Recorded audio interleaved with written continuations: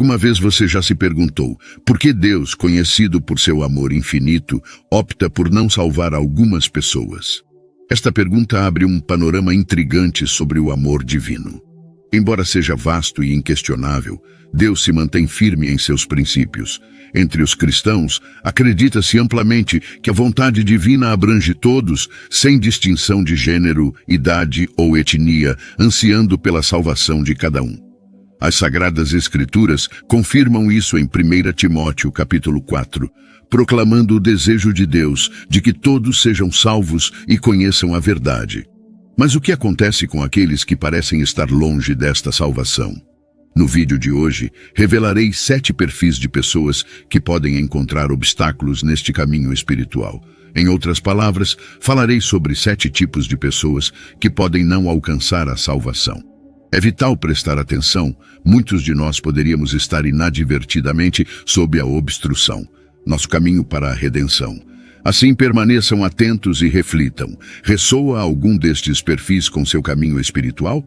A resposta poderia ser a chave para uma compreensão mais profunda da natureza do amor divino e da própria salvação. Convido todos a dedicarem um momento para ver este vídeo completo, participarem nas orações e receberem bênçãos abundantes para vocês, suas famílias e amigos. Antes de mergulharmos no coração deste conteúdo, peço amavelmente que mostrem seu apoio, curtam este vídeo, inscrevam-se em nosso canal e compartilhem esta mensagem essencial. Cada ação sua ajuda a difundir o Evangelho, alcançando mais corações e fortalecendo o reino de Deus aqui na Terra. Amados fiéis, enfrentamos uma verdade inquietante. Nem todos neste mundo podem ou serão salvos. Esta realidade é um aviso, especialmente para aqueles que frequentam a igreja assiduamente. Não é apenas a presença nas celebrações dominicais, a participação ativa na comunidade, a oferta de dízimos, ter um título cristão, falar de maneira piedosa ou mesmo o batismo que garante a salvação.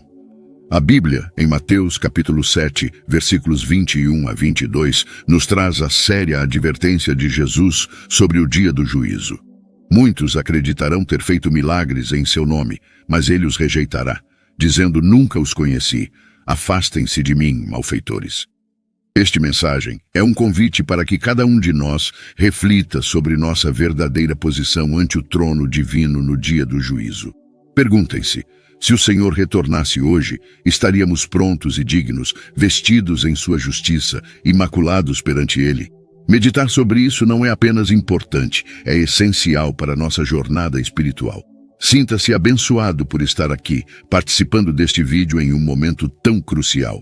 Como nos lembra 2 Coríntios, capítulo 5, versículo 10, todos nós devemos nos apresentar ante o tribunal de Cristo, para que cada um receba conforme ao que fez enquanto esteve no corpo, seja bom ou mau.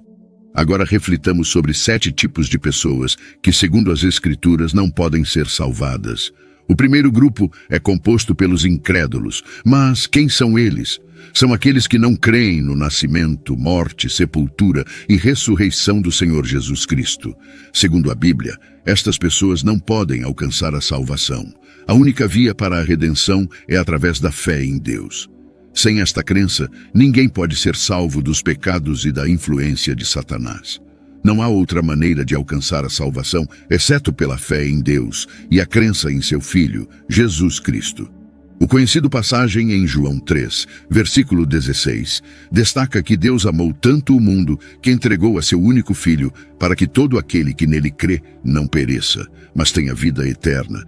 Muitos podem subestimar a simplicidade deste plano de redenção, e é por isso que a incredulidade é tão perigosa. Em segundo lugar, Deus não pode salvar aqueles que buscam a salvação por outros meios que não sejam através de Jesus Cristo. João 5, versículo 40, afirma que alguns se recusaram a ir a Jesus em busca de vida. Ele é o único caminho ao Pai, e ninguém vem ao Pai senão por ele. Atos 4, versículo 12, nos diz que não há outro nome dado entre os homens pelo qual devamos ser salvos, exceto Jesus Cristo.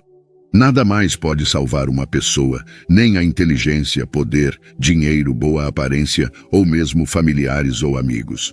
Somos salvos somente pelo sangue de Jesus e sua morte na cruz pagou por nossos pecados. A próxima categoria de pessoas que, segundo as Escrituras, não podem ser salvas são os hipócritas. Jesus abordou diretamente esses indivíduos em Mateus 23, versículo 3. Ai de vocês, mestres da lei e fariseus hipócritas, fecham o reino dos céus diante dos homens. Vocês mesmos não entram, nem deixam entrar aqueles que estão tentando. Um hipócrita é alguém que finge ser o que não é. Nos domingos, se apresentam na igreja com vestimentas apropriadas, levantando mãos santas para Deus. No entanto, nos fins de semana, se comportam como qualquer outra pessoa em ambientes mundanos. Para eles, a salvação e a vida de fé são meras formalidades, tratando a igreja como um centro social sem verdadeira devoção. Estas pessoas podem até adorar a Deus publicamente, mas não permitem que a vida de Cristo se manifeste verdadeiramente em seus atos e pensamentos. Podem passar anos na igreja, mas não mostram frutos que provem a fé que professam. Estão na porta do reino, mas não entram e ainda impedem que outros entrem. No Evangelho de Lucas, capítulo 18, versículos de 9 a 14, encontramos a história de um fariseu que se considerava justo e desprezava os demais. Em contraste, Jesus elogiou a atitude humilde do publicano, que, consciente de seus pecados, implorava a misericórdia de Deus. Esta narrativa ilustra a advertência bíblica contra a autojustificação. Em Efésios, capítulo 2, versículos 8 e 9, somos lembrados de que a salvação vem pela graça, através da fé, e não é algo que possamos alcançar ou do qual possamos nos gabar. A quinta categoria de pessoas que não podem ser salvas são os apóstatas. Segundo Pedro 2, versículos 20 a 22, nos fala claramente sobre eles, dizendo que se alguém, depois de conhecer a nosso Senhor e Salvador Jesus Cristo, volta a se envolver e é vencido pelo mundo, sua condição final é pior que a inicial. Isso ressalta a gravidade de se afastar do caminho da verdade após tê-lo conhecido. Esses indivíduos encontram-se em uma situação pior no fim do que no início. Teria sido melhor para eles não terem conhecido o caminho da justiça do que, após conhecê-lo, virar as costas ao mandamento sagrado que lhes foi entregue. É como descrevem os provérbios: o cão volta ao seu vômito e o porco lavado ao seu revolcar na lama. A Bíblia nos mostra o quadro daqueles que se tornam religiosos e abandonam suas práticas corruptas e imorais, mas que no final revelam sua verdadeira natureza e retornam a elas. Um porco lavado continua sendo um porco. Estas são pessoas que brincam com os fundamentos das crenças cristãs, como o batismo, a comunhão e a assistência à igreja, mas que, eventualmente, revelam seu verdadeiro eu, voltando ao mundo e suas tentações, porque, na realidade, nunca tiveram fé. A próxima categoria de pessoas que a Bíblia diz que não podem ser salvas são os blasfemos. Jesus aborda este tema em Mateus capítulo 12, versículos 31 e 32, onde adverte que todo tipo de pecado e blasfêmia pode ser perdoado, exceto a blasfêmia contra o Espírito Santo. Aquele que fala contra o Espírito Santo não será perdoado, nem nesta era, nem na vindoura. Algumas pessoas blasfemam contra Deus, zombando do Espírito Santo e menosprezando sua manifestação. Este se considera o pecado imperdoável. Portanto, é crucial ter cuidado com o que se diz sobre o Espírito Santo. Evitem piadas, associações ou grupos que falem de maneira despectiva sobre o mover do Espírito de Deus, pois isso pode levar ao cometimento deste pecado imperdoável. O último grupo de pessoas que, segundo as Escrituras, Deus não pode salvar são os já falecidos. É comum que muitas pessoas busquem pastores e líderes religiosos pedindo orações durante o funeral de um ente querido. No entanto, é importante entender que nenhuma oração pode mudar o destino de uma pessoa depois de sua morte.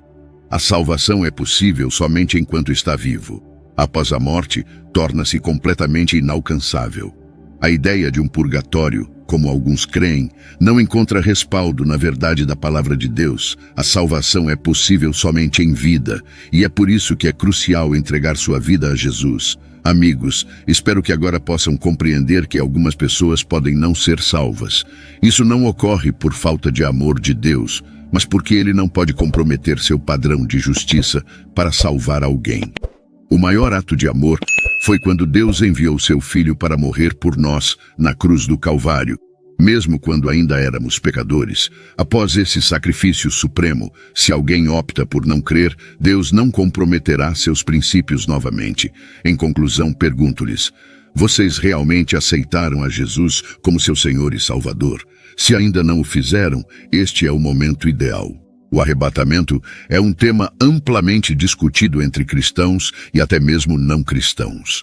Não é apenas um evento futuro predito, mas um evento profético que certamente ocorrerá. O momento exato é desconhecido, mas isto é o que sabemos. 1 Tessalonicenses, capítulo 4, versículos 15 a 17, nos diz que, segundo a palavra do Senhor, nós que estivermos vivos e que permanecermos até a vinda do Senhor, certamente não precederemos aos que dormiram. Porque o próprio Senhor descerá do céu com um grito, com voz de arcanjo e com a trombeta de Deus, e os mortos em Cristo ressuscitarão primeiro. Depois disso, nós que estivermos vivos e que permanecermos, seremos arrebatados juntos com eles nas nuvens para encontrar o Senhor no ar. E assim estaremos com o Senhor para sempre. Este é o momento que esperamos com esperança e fé. Ser arrebatado para se reunir com o Senhor nas nuvens é, sem dúvida, uma experiência gloriosa que todo crente espera com grande expectativa. O arrebatamento é um evento singularmente destinado ao povo do Senhor, àqueles que depositaram sua fé na graça salvadora de Jesus e se afastaram de uma vida de pecado. Isso significa que, independentemente de quantas boas ações se realizem na terra, ou quão nobres sejam as intenções, se alguém não é um crente que vive para Deus, não será arrebatado quando chegar esse momento. Algumas pessoas acreditam que o arrebatamento ocorrerá mais de uma vez, dando uma segunda chance àqueles que perderem a primeira. No entanto, a Bíblia não apoia essa ideia. Portanto, é essencial fazer tudo o possível para garantir que você participe desta experiência gloriosa. O arrebatamento acontecerá apenas uma vez e não se repetirá. Ser deixado para trás significará enfrentar o caos e a perseguição do anticristo. Por outro lado, para aqueles que forem arrebatados, será o início de um reinado eterno com o Senhor. A relação entre os crentes arrebatados e Jesus será eterna.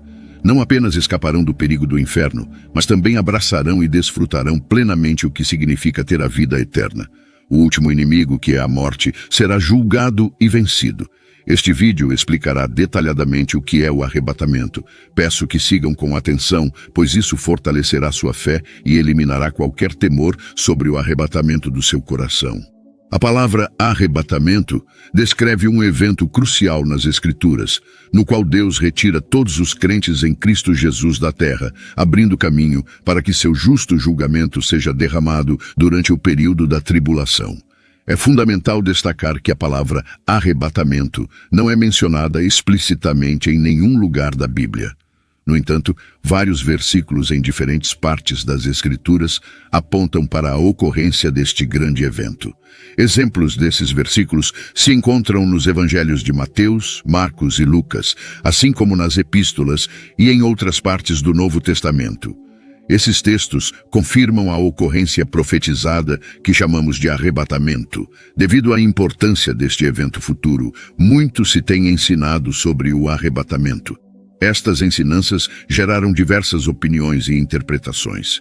Uma crença significativa, mas equivocada, associada ao arrebatamento é que muitos acreditam que este e a segunda vinda de Cristo são o mesmo evento. No entanto, as Escrituras não sustentam essa visão. A Bíblia afirma claramente que o arrebatamento e a segunda vinda de Cristo são eventos distintos. Vamos esclarecer algumas diferenças-chave entre o arrebatamento e a segunda vinda. Durante o arrebatamento, todos os crentes se encontrarão com Jesus nas nuvens, como descrito em 1 Tessalonicenses 4, versículo 17. Por outro lado, na segunda vinda, todos os crentes arrebatados retornarão com o Senhor à terra. Este retorno tem o propósito de julgar aqueles que permaneceram na terra e não receberam a marca da besta, para vencer o anticristo e Satanás, e para reinar por 1000 anos, como relatado em Apocalipse 19 e 20. Esta é uma diferença significativa entre os dois eventos. O arrebatamento, como definido anteriormente, será o momento em que os santos serão removidos da terra para encontrar-se com o Senhor nas nuvens. Em contrapartida, A segunda vinda é o evento no qual o Senhor retornará, com todos os crentes que foram arrebatados para julgar aqueles que ficaram na terra e aprisionar o diabo por 1000 anos. Em segundo lugar, o arrebatamento será um evento instantâneo, ao contrário da segunda vinda de Cristo. Em 1 Coríntios 15, versículo 52, está escrito: num momento, num piscar de olhos, na última trombeta. Pois a trombeta soará, os mortos serão ressuscitados incorruptíveis e nós seremos transformados. O arrebatamento ocorrerá num abrir e fechar de olhos, enquanto que a segunda vinda será um evento visível para todos, conforme Mateus 25, versículo 27. Assim como o relâmpago sai do Oriente e se mostra até no Ocidente, assim será também a vinda do Filho do Homem. Em terceiro lugar, o arrebatamento pode ocorrer a qualquer momento, mas a segunda vinda de Cristo não acontecerá até que certos eventos proféticos dos últimos tempos se cumpram. Isso significa que o arrebatamento precederá a segunda vinda. Existem várias interpretações e correntes de pensamento sobre o conceito do arrebatamento, mas a Bíblia continua sendo a fonte mais válida e precisa de informação sobre este evento dos últimos tempos. Uma interpretação errônea comum sobre o arrebatamento é a ideia de que está destinado somente às pessoas boas e morais. As Escrituras ensinam e confirmam que o arrebatamento é para os crentes em Cristo Jesus. Você pode ser um cidadão exemplar, generoso e cumpridor das leis do seu país, mas se não confessou Jesus Cristo como seu Senhor e Salvador, temo dizer que poderia ser deixado para trás no arrebatamento. A Bíblia nos ensina algo de grande esperança e consolo, especialmente para aqueles que perderam entes queridos crentes em Cristo.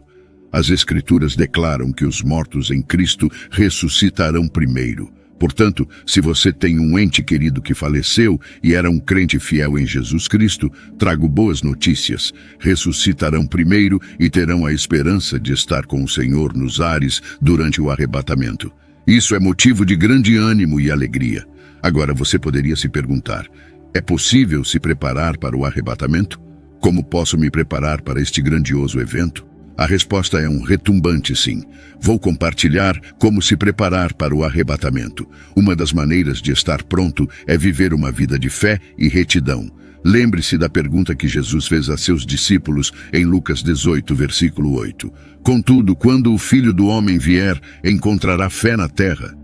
Portanto, amado, dedique-se às coisas que edificam sua fé e o motivam a viver uma vida justa. Não permita que ninguém o desanime da necessidade de viver com fé e retidão. Assegure-se de que não está apenas falando de pureza, mas também vivendo-a, pois o Senhor te concede graça e sabedoria. Outra maneira de manter-se preparado para o arrebatamento é estudar e compreender os ensinamentos bíblicos enquanto vive em preparação. É essencial estudar a palavra de Deus e aprender seus princípios por si mesmo. Todo crente que se dedica ao estudo da palavra de Deus torna-se um trabalhador que não precisa se envergonhar, capaz de aplicar a palavra de verdade em todas as áreas da vida. É essencial ler, estudar, compreender e aplicar a Bíblia, evitando a busca de novas revelações que, embora possam parecer excelentes, desviam-se da verdade sincera da palavra de Deus. Uma lição que é excessivamente complexa, mística ou ambígua não é necessariamente verdadeira. Na maioria das vezes, a verdade da palavra de Deus é apresentada de maneira simples para que todos possam estar completamente equipados para realizar boas obras. Outra maneira importante de se preparar para o arrebatamento é permanecer entre uma comunidade de crentes genuínos. Provérbios 27 nos diz: assim como o ferro afia o ferro, uma pessoa afia a outra. Viver em comunidade com outros crentes é fundamental, como sugere o ditado popular, a segurança em números. A Bíblia nos encoraja a não negligenciar as reuniões com outros crentes e a assegurar que nada nos isole da comunhão. O isolamento da comunidade de crentes não é algo que vem de Deus, mas sim uma artimanha do inimigo. A quarta maneira de nos prepararmos para o arrebatamento é orar por orientação e força enquanto vivemos nos últimos dias. A oração é um dos meios pelos quais permanecemos conectados ao Senhor, especialmente nos momentos em que nos sentimos sozinhos nesta jornada celestial. Ore ao Senhor por orientação e força, pois nossa própria força pode falhar, mas com o equipamento do Senhor não falharemos. Em conclusão, ao tomar medidas para se preparar para o arrebatamento, lembre-se de que Deus está colocando sinais ao longo do caminho para nos guiar. A Bíblia não especifica claramente quando o arrebatamento ocorrerá, mas fomos advertidos e ensinados a estar atentos aos sinais dos tempos finais. O próprio Jesus nos instruiu sobre esses sinais e a necessidade de estar vigilantes. Durante os últimos dias, Jesus falou sobre esses eventos. Portanto, ante a manifestação desses sinais em nossos dias, seria prudente prestar mais atenção às Escrituras do que nunca. É crucial nos focarmos nas orientações que Jesus nos deixou sobre como conduzir nossas vidas nos tempos finais, como ele disse em Mateus 24, versículo 33. Assim também vocês, quando virem todas essas coisas, saibam que ele está próximo, às portas. Neste vídeo, compartilharei 3 ensinamentos vitais de Jesus e como eles se aplicam de maneira prática e direta à nossa vida cristã cotidiana.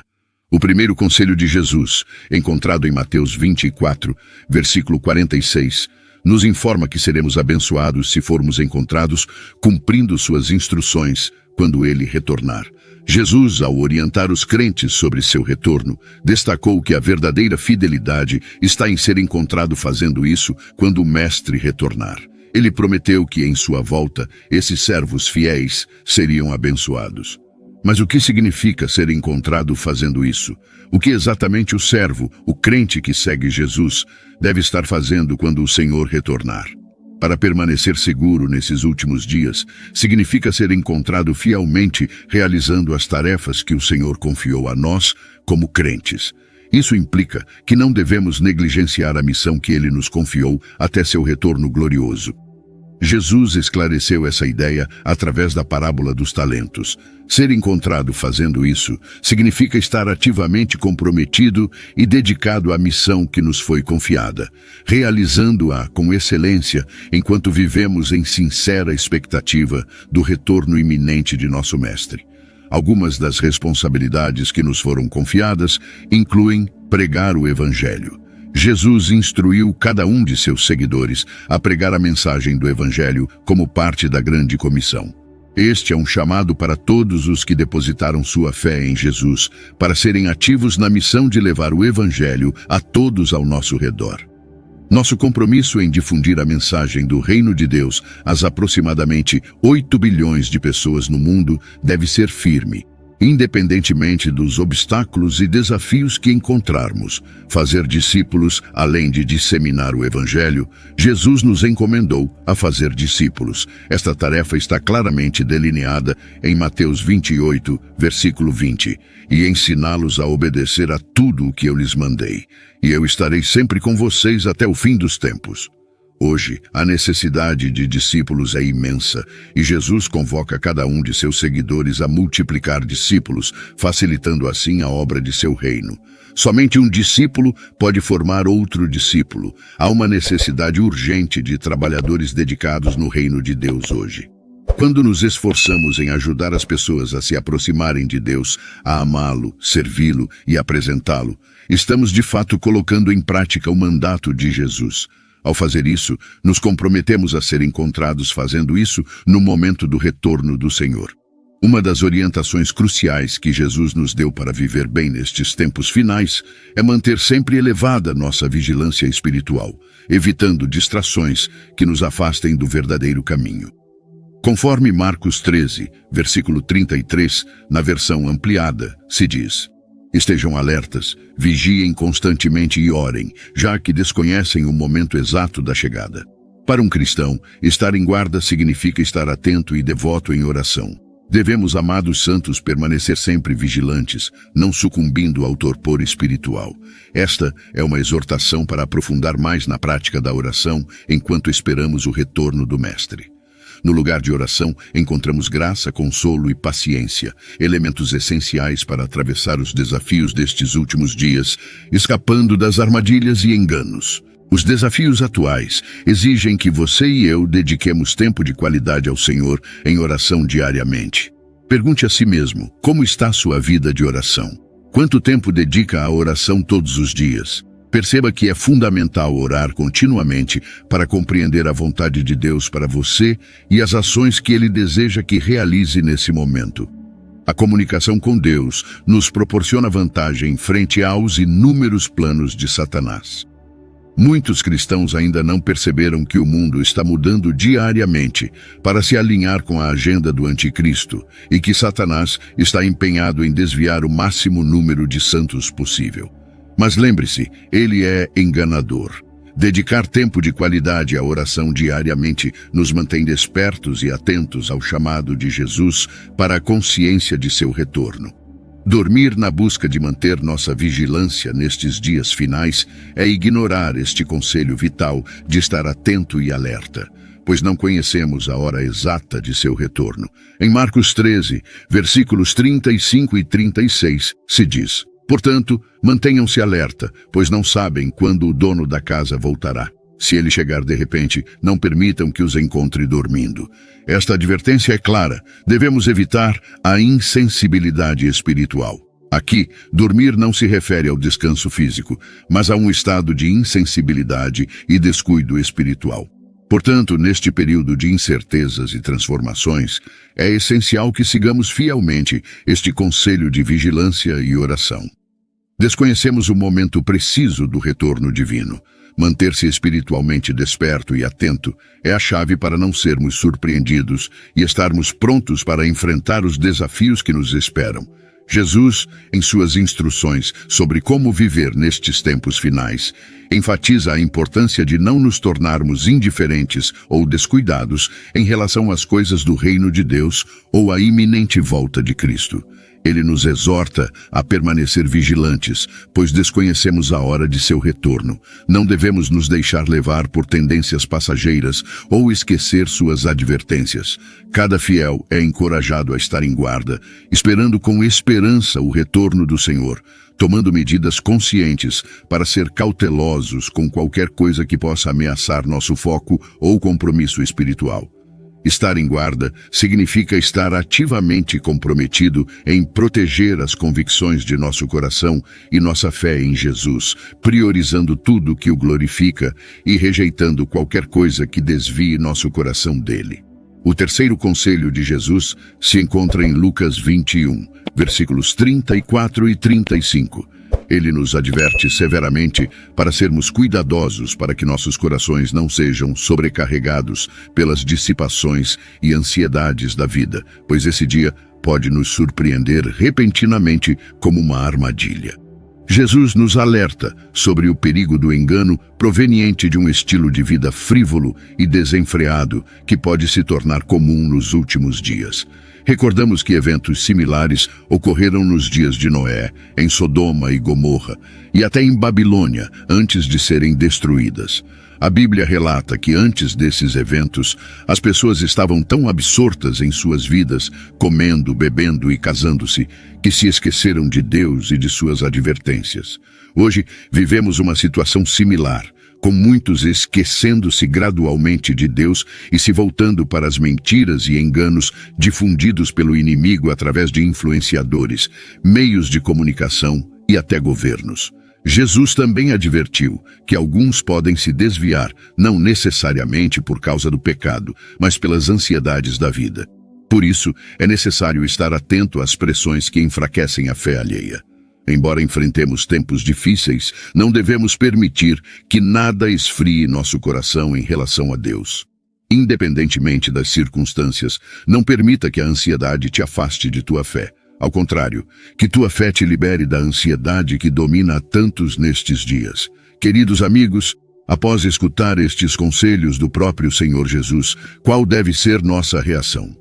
De acordo com a segunda carta a Timóteo, capítulo 3, versículos de 1 a 5, vivemos tempos difíceis nos últimos dias. As pessoas se tornarão egoístas, avarentas, arrogantes, abusivas, desobedientes a seus pais, ingratas, ímpias, sem amor, intransigentes, caluniadoras, descontroladas, brutais, inimigas do bem, traidoras, precipitadas, vaidosas e amantes dos prazeres, em vez de amantes de Deus. Manterão uma aparência de piedade, mas negarão seu verdadeiro poder. Devemos evitar essas pessoas. Esta orientação é cristalina. Devemos nos distinguir e separar do resto do mundo, evitando qualquer associação ou grupo que apresente somente uma forma exterior de piedade, mas que na realidade viva de maneira contrária ao poder de uma vida piedosa. Em outras palavras, suas ações ou apoios são reflexos diretos de uma vida de desobediência à palavra de Deus. Se olharmos para o futuro com esperança e antecipação pelo retorno do Senhor, devemos nos agarrar firmemente à profissão de nossa fé e lutar com fervor pela fé que nos foi confiada. Permaneçamos estáveis, firmes e imutáveis, lembrando que, quando o Senhor retornar, recompensará a todos aqueles que mantiveram seu olhar fixo nele e viveram suas vidas para agradá-lo.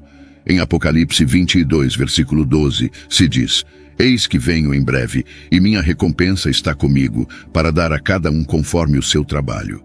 Já refletiu sobre o que realmente importa na vida? Qual seria a única coisa que você preservaria se estivesse a minutos de enfrentar a eternidade? Se alguma vez passou por uma experiência próxima da morte, sua visão sobre a vida muda radicalmente.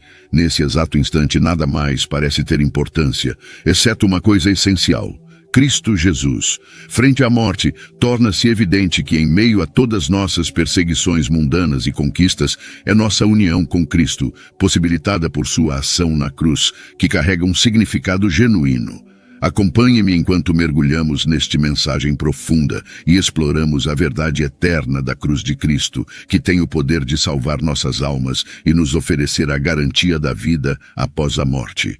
Este é uma mensagem de suma importância, e Deus deseja que você preste toda a sua atenção. Não deixe passar nada. Abra seu coração para recebê-la agora. Nunca sabemos o que pode ocorrer depois deste momento. Conforme destaca Gálatas 6, versículo 14, nosso maior orgulho deve residir na cruz de nosso Senhor Jesus Cristo, pois longe esteja de mim gloriar-me, senão na cruz de nosso Senhor Jesus Cristo, por quem o mundo está crucificado para mim e eu para o mundo. Frente à eternidade, todas nossas buscas e ambições mundanas perdem seu valor e se tornam insignificantes. Reflitamos um pouco sobre uma pessoa que enfrenta um encontro com a morte, pois isso oferece um paralelo impressionante com nossas próprias vidas. Pense em um empresário que planejou meticulosamente uma reunião de negócios para a próxima semana. Frente à sua morte iminente, conforme sua vida se desenrola diante de seus olhos, essa reunião se torna um pensamento distante e irrelevante, perdendo seu valor. A busca incansável por riqueza deixa de dominar seus pensamentos, e até sua paixão pelo seu time de futebol favorito empalidece em comparação. Sua amada casa, antes vista como um tesouro, agora parece uma posse trivial. Amigos, este é um lembrete comovente de que as coisas pelas quais nos esforçamos e damos tanta importância, no final, não têm relevância diante da eternidade. O dinheiro, os bens materiais e até nossos logros mais estimados são efêmeros comparados com a questão fundamental de onde passaremos a eternidade. A única coisa que realmente importa é a cruz de Cristo, pois ela desempenha um papel crucial na definição de nosso destino eterno. É essencial levar a sério esta lição, pois ela se aplica a cada um de nós. A morte é uma realidade inescapável que chegará para todos, e no momento em que se aproximar, todas nossas preocupações temporais e prioridades mal orientadas desvanecerão como fumaça. No fundo, sabemos desta verdade, mas frequentemente falhamos em dar a devida prioridade à nossa relação com Deus, perdidos na busca por sucesso, reconhecimento e conquistas mundanas. Não devemos perder de vista o que é eterno. Que esta revelação seja um chamado para despertar, animando-nos a reavaliar nossos valores e reajustar nossas prioridades. Refletir sobre os mistérios da vida após a morte levanta perguntas profundas. O que acontece ao término de nossa jornada terrena? O que nos espera além do limiar da morte? Existe um reino chamado purgatório, ou simplesmente entramos em um sono até o dia prometido da ressurreição? Hebreus 9, versículo 27, oferece uma resposta clara, afirmando: e assim como está determinado para os homens morrerem uma vez, vindo depois disso o julgamento. A palavra de Deus desmente qualquer concepção de um estado intermediário após a morte, e enfatiza a realidade do julgamento após a morte. A ideia de um purgatório é substituída pela certeza de um julgamento divino após nossa vida terrena. Amigos, ao tomar consciência da inevitabilidade desse julgamento iminente, nossas vidas mudarão drasticamente. A compreensão de que seremos avaliados por um Deus santo e eterno, que examinará meticulosamente cada detalhe de nossas existências, nos impulsiona a adotar um modo de vida diferente. Saibam que até as palavras que pronunciamos serão minuciosamente analisadas e julgadas. Meu querido amigo, o julgamento está às portas, espreitando no horizonte. E neste julgamento, um fator crucial determinará os destinos de nossas almas. Em breve, veremos qual é esse fator. Em 1 Coríntios capítulo 1, versículo 18, reencontramos o tema da cruz. Pois a mensagem da cruz é loucura para os que estão perecendo, mas para nós, que estamos sendo salvos, é o poder de Deus. Reflexionem novamente sobre estas palavras. A pregação da cruz, a cruz de Jesus, pode parecer absurda para aqueles em perdição, mas para os salvos, representa o poder de Deus. A cruz, uma vez mais, se destaca, diferenciando aqueles que seguem o caminho da perdição daqueles no caminho da salvação. A cruz de Cristo é o elemento decisivo para o perdão de nossos pecados. Sem os acontecimentos naquela cruz e a subsequente ressurreição, a salvação não teria sido possível para ninguém. Como nos lembra Gálatas, capítulo 6, a enfática declaração do apóstolo Paulo, longe de mim, atua como um princípio orientador, para centrar nossas glórias unicamente em Cristo. Ele nos convida a dirigir nosso olhar para Jesus, a fixar nossos olhos na cruz e a depositar nossa confiança naquele que é o autor e consumador de nossa fé. A cruz se ergue como um farol de esperança e um lembrete do amor e sacrifício incalculáveis que asseguraram nossa redenção. Em nosso dia a dia, estamos constantemente distraídos e tentados a nos afastar do verdadeiro significado da cruz, seduzidos pelos encantos das conquistas mundanas, envoltos na busca por ganhos pessoais e atraídos pelos prazeres efêmeros desta vida. Frequentemente, perdemos de vista o valor eterno da cruz. Diante da eternidade, estas buscas tornam-se insignificantes em comparação com o impacto duradouro da cruz. Ela se destaca como o elemento central que diferencia os que estão perecendo dos que estão sendo salvos e serve como fundamento para o perdão dos pecados. Enquanto navegamos pelas complexidades da vida, o ensinamento dos apóstolos permanece como um chamado firme para fixar nossos olhos no poder transformador da cruz. Devemos refletir sobre a verdade contida nesses versículos, enquanto consideramos a realidade do julgamento iminente e o poder transformador da cruz. Em um mundo cheio de disputas por nossa atenção, enfrentamos uma miríade de distrações que buscam desviar nosso foco da cruz. A importância de manter a cruz no centro de nossas vidas é um lembrete constante para não nos perdermos nas trivialidades e ilusões passageiras, mas buscar o significado profundo e eterno que ela representa. A sociedade frequentemente nos incentiva a nos concentrarmos em nossa própria bondade, instando-nos a nos orgulharmos de nossos feitos e retidão pessoal, promovendo a ideia de autossuficiência baseada na confiança em nossa bondade percebida, perpetuando uma visão distorcida que desconsidera a verdade mais profunda de nossa condição humana. Frequentemente ouvimos sussurros que nos lembram de todas as nossas boas ações, nossa gentileza, amor, responsabilidade com as contas, apoio à comunidade e cuidado com a família. Somos elogiados por nossa retidão moral e cumprimento das leis, levando muitos a acreditar que são, de fato, boas pessoas.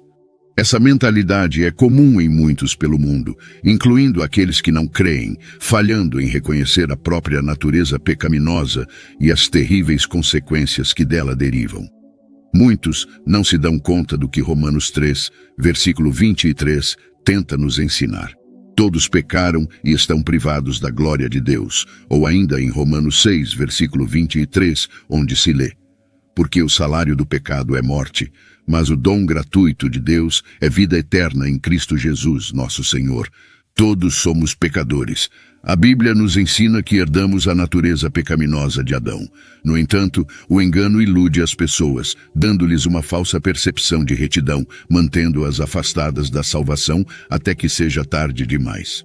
A compreensão limitada do pecado, vista apenas como crimes atrozes ou transgressões graves, é desafiada pela mensagem do Evangelho, que aponta para cada um de nós e declara que todos falhamos em alcançar a glória do Todo-Poderoso.